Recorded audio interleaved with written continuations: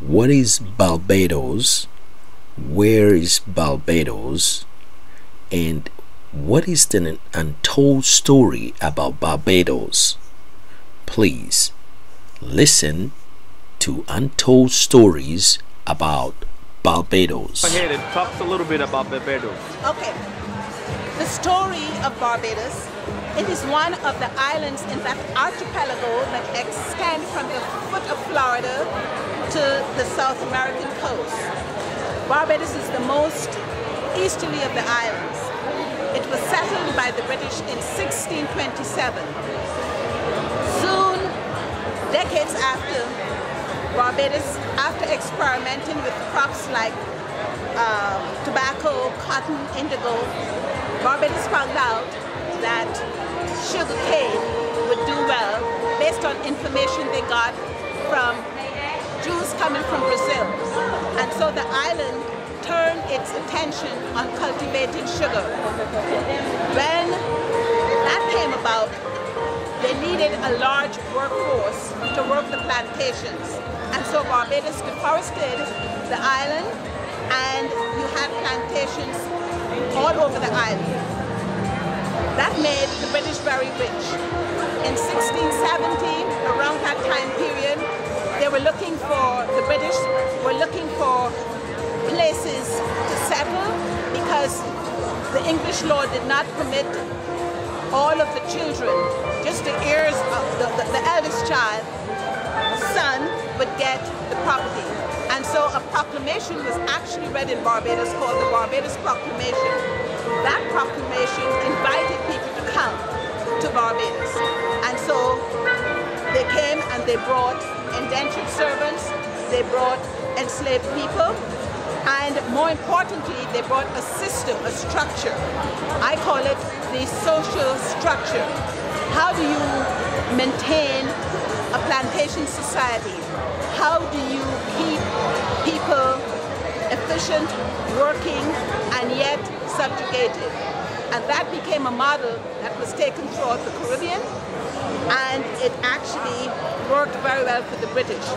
The people that we know here in the Carolinas who have plantations like Middleton Place, Drayton Hall, Magnolia, and other plantations, they had plantations or holdings in Barbados. So they knew the system. They knew how to run a plantation society.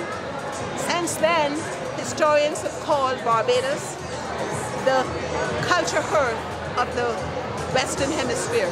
They've also called Barbados the colony, a plantation society. And so the things that were done and tried and were proven to be successful in Barbados became the model. Today we can go back and we can see places in Barbados that there are similar places here, like Drayton Hall. We see the name, like Yemen Hall. We still have one of the plantations of John Yemen, who became a very, very important figure in the history. And people are now looking at their genealogy, and a lot of them point to Barbados. And so names that stand out in the Carolina history also stand out in the Barbados history. And that creates the backdrop against so many of the influences that are shared. Architecture, if you want to know something about piracy, it's there. Food, cuisine. Many people hear people from Barbados and from the other Caribbean islands, and they say they sound like they're Gullah Geechee. Well, those are the historical linkages that connect the whole grouping of people who were transported from West Africa to this area. What is your last word with respect to all of that you have just described with respect to the Barbados history? What is your last word? What is very important is to know our history, because it gives us an understanding of what we're living, why we're living, the issues we're having. So understanding your history is empowering, it's liberating. It gives you an opportunity to see what went wrong and what things that you can address. So that information can inform you in making you a person who can really make a difference in our society.